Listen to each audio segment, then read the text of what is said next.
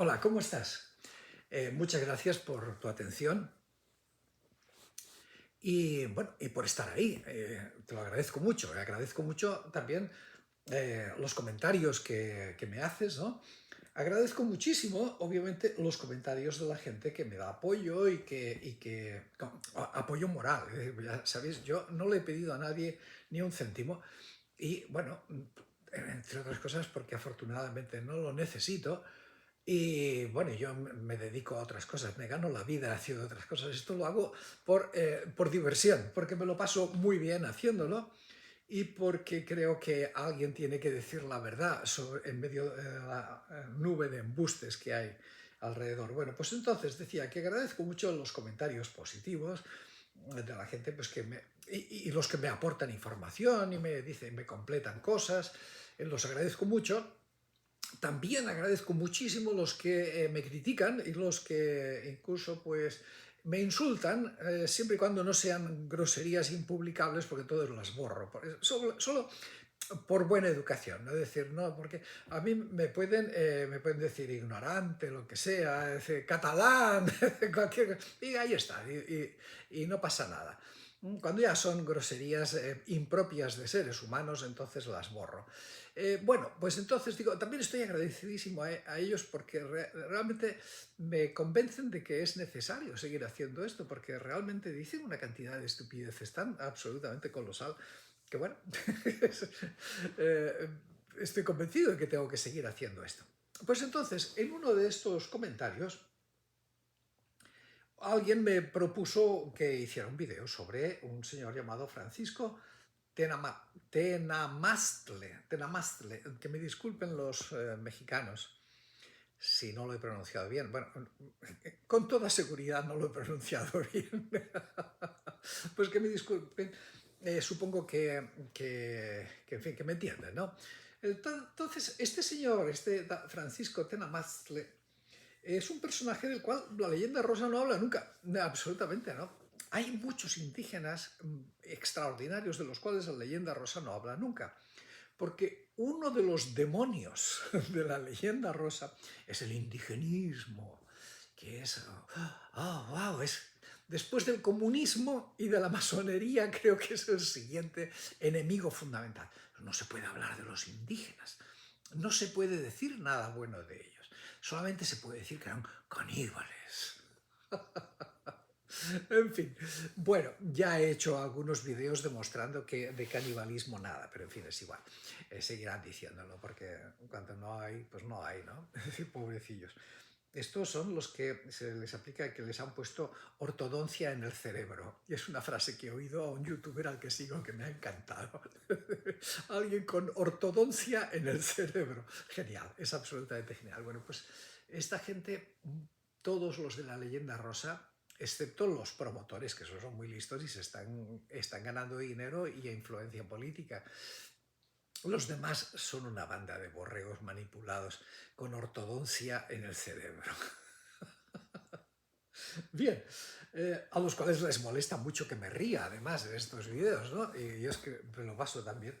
Bueno, pues entonces fíjate que Francisco Tenamaztle es alguien que sería muy apropiado que la leyenda rosa hable de él, ¿no? Porque, oye, es un tipo que apoya muchas de sus tesis, ¿no? Y ahora te lo voy a contar. Bueno, te voy a contar una cosa muy resumidita, es decir, para que esto no se haga larguísimo, pero te voy a poner un enlace a un artículo que ha escrito sobre este personaje, el profesor Mira Caballos, ¿no? El profesor Mira Caballos, que es catedrático de Historia de América en la Universidad de Sevilla, si no recuerdo mal. Es un hombre al que yo lo sigo con cierta frecuencia, he leído bastantes cosas que él ha escrito. No es santo de mi devoción, y ahora te voy a contar por qué. Pero primero te voy a decir que es un tipo muy inteligente y que tiene una enorme información sobre América y sobre todo pues sobre el periodo colonial. Sabe muchísimo de esto.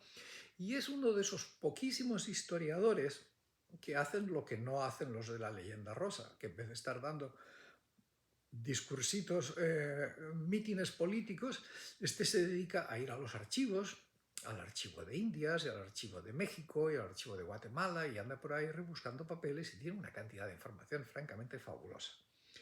No es santo de mi devoción, te decía, porque le tiene un amor que no es racional, creo yo. Es decir, es un amor. Él lo ha reconocido. Es decir, que es amor, es una cosa ya afectiva. No está en la vía de la racionalidad, sino en lo de los sentimientos.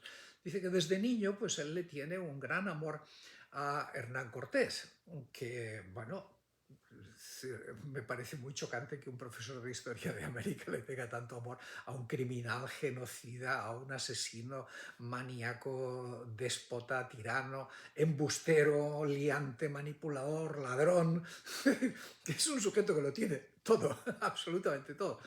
Claro, hizo cosas sorprendentes, sí, sí, sí, hizo cosas importantes, ya, de acuerdo, bien, pero lo mejor que pudo haber hecho el rey de España con Hernán Cortés es ahorcarlo, y no lo hizo. Y por culpa de eso, ahí todavía estamos pagando las consecuencias, todavía, al día de hoy. Al día de hoy. Si te interesa saber por qué, me lo preguntas y te lo contaré en otro video, pero ya hoy se nos va el tiempo y hay que hablar de Francisco Tenamastle, ¿ok? Bueno, pues entonces mi amigo, no, no es mi amigo, mi admirado Esteban Mira Caballos, a pesar de su devoción por Hernán Cortés, pues sabe muchísimo y ha escrito en su blog, tiene un blog, una página web, pues sobre este personaje. Entonces, bueno, vamos a ver, así dicho en poquitas palabras. El artículo te lo lees, no es ni siquiera es largo, creo que es una página o dos, y está muy bien escrito y muy clarito, no es ninguna cosa difícil. Entonces, esencialmente, Francisco Tenamazle era uno de los miembros de la jerarquía indígena de un área que no era el área del Valle de México, que eran lo que despectivamente luego les llamaban los chichimecas, ¿no? que eran los salvajes, gente, lo que los náhuatl llamaban despreciativamente chichimecas, una gente que estaba por ahí por el norte, que ni caso, que a lo mejor eran rebeldes y no sé qué. Entonces, pues estos chichimecas en realidad eran una colección de pueblos con su propia cultura y bien organizados, y entonces pues había de todo, había los zacatecas, había huachichiles, había otomíes, había cascanes, había, bueno, tecuexes, en fin, un poco, muchas tribus, ¿no? Y entonces, pues estas gentes vivían pacífica y tranquilamente. Claro, los españoles una vez que llegaron y se apoderaron ya pues del Valle de México, como decían, bueno, vamos a ver qué más hay por aquí, ¿no? A ver qué más podemos seguir robando, ¿no? Y entonces, pues sí, se extendieron por esa área. Y parece ser que inicialmente las cosas no fueron del todo mal y aceptaron hacerse cristianos. De hecho, por eso este señor se llama Francisco, porque fue bautizado, católico. Y sí, pues recibieron, o sea, sí, quizá porque se enteraron también del desastre que había ocurrido en México y debieron pensar, dice, bueno, pues hombre, más vale los recibimos bien y hacemos lo que ellos nos digan, porque si no nos van a reventar, igual que han reventado a los náhuatl. Por los motivos que sea, esta gente recibieron con buena voluntad a los españoles que llegaban y se bautizaron, etcétera, etcétera. Pero claro, no tardaron mucho en darse cuenta de las auténticas intenciones de estos genocidas asesinos. Es decir, que lo que querían era esclavizarlos y reventarlos trabajando en las minas de plata que había justamente por esa zona, por Guanajuato, Guadalajara, etc. Y entonces los marcaban con hierros, les marcaban en la cara, les ponían las marcas de su amo. Y bueno, todo, ya, los abusos estándar, ¿no? O sea, no te los voy a repetir, los abusos estándar. Con lo cual, pues efectivamente, al cabo de unos 20 años, más o menos, esta gente se sublevó. Debieron decir, ¿sabes qué? No compensa hacerles caso, no compensa tratarles bien, tratar de ser amables con ellos, porque nos revientan, con lo cual pues o nos defendemos o acabamos mal, ¿no? Y entonces pues ocurrió ahí lo que algunos llamaron la segunda conquista de México, y es porque fue una guerra brutal, una guerra brutal. También se la llama la guerra del Mixtón o las guerras chichimecas. Ya te digo que es un poco despectivo. Entonces, todos estos, los famosos chichimecas, pues se juntaron, es decir, cosa que otras veces no habían hecho los pueblos indígenas. Dijeron, sí, oye, o nos juntamos o nos van reventando de uno en uno, ¿no?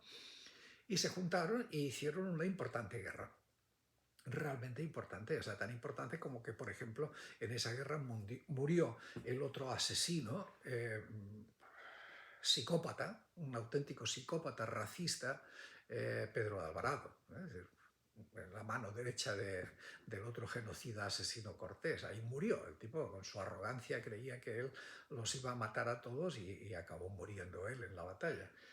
Y hombre, al fin y al cabo, pues algo de justicia divina debió haber, porque parece ser que tuvo una agonía muy dolorosa y larga, ¿eh? O sea, no murió instantáneamente, sino que estuvo varios días retorciéndose de dolor. Bien, a veces hay justicia divina, a veces no siempre. Entonces, pues nada, estos señores resistieron mucho, pero aquí ocurre algo que viene a desmentir uno de los mitos de la leyenda rosa, ¿no? Que es que, claro, por más que estaban unidos entre ellos y por más que eran muchísimos más que los españoles, e incluso que sus aliados, los esbirros tlaxcaltecas y los náhuatl, todos los que habían podido arramblar para apoyarles, pues por más que eran muchos y estaban en su terreno y lo conocían bien, pues no pudieron contrarrestar la eficacia de las armas españolas. Ya estoy absolutamente harto de escuchar a sabios profesores diciendo que no, no fue por las armas españolas, esto fue en realidad, fue una conquista indígena, fue unos indígenas que conquistaron a los otros. Nada, que hombre, que no, que esto es una demostración de esa estupidez. Es decir, la mayor parte de las tropas que fueron a luchar contra los llamados chichimecas eran indígenas, eran la mayor parte. Pero nunca, no lo pudieron porque nunca lo habían podido desde tiempos anteriores. Es decir, cuando el imperio azteca o los otros o los que fueran estaban en su máximo esplendor, nunca pudieron con ellos. Mucho peor y van a poder ahora que estaban medio derrotados y deprimidos por la horrorosa guerra con los españoles. Quien los derrotó fueron las armas españolas, efectivamente. Es que no, los caballos, no, esto no tenía ninguna importancia. Armaduras de hierro, no, tampoco, esto no tenía ninguna. Armas de fuego, ¿qué va? Armas de fuego no servía para... Espadas, lanzas, no, esto no servía para nada, no. En realidad fue una guerra entre indígenas, mentira podrida. Aunque hubiera guerras entre indígenas y aunque los españoles hubieran tenido aliados indígenas, pues unos pobres esbirros, carne de cañón, entonces nunca hubieran ganado si no hubiera sido por la superioridad de las armas europeas. Nunca, absolutamente nunca. Y esta es la demostración. Es decir, todos los indígenas estaban unidos contra ellos, les dieron mucha guerra, se lo pusieron muy difícil, pero no, es que lo otro es que iban ganándoles poco a poco, pero les iban ganando. Pero aunque solo fuera por una cosa, es decir, el concepto de la guerra era hasta distinto. Es decir, la guerra para los españoles era matar, era ir a matar. La guerra para los indígenas no era para ir a matar, era para ir a demostrar el valor, para tratar de espantar al enemigo, que se fuera, que vayas, vete de aquí, que nosotros somos muy fuertes y muy bravos, vete de aquí.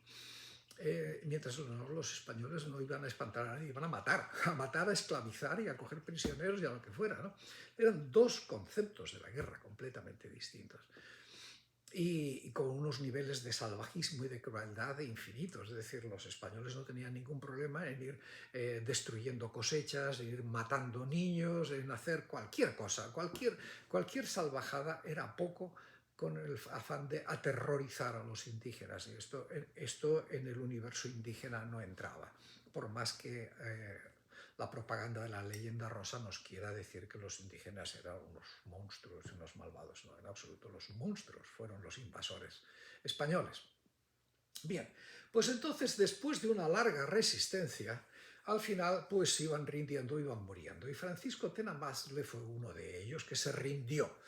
Y el tipo tuvo al menos la inteligencia, o alguien lo aconsejó bien, de rendirse al obispo de Guadalajara. Es decir, no se rindió a los españoles. Si se hubiera rendido a los españoles, hoy día no sabríamos ni su nombre. Es decir, habría desaparecido. Es eso. Lo habrían echado a los perros.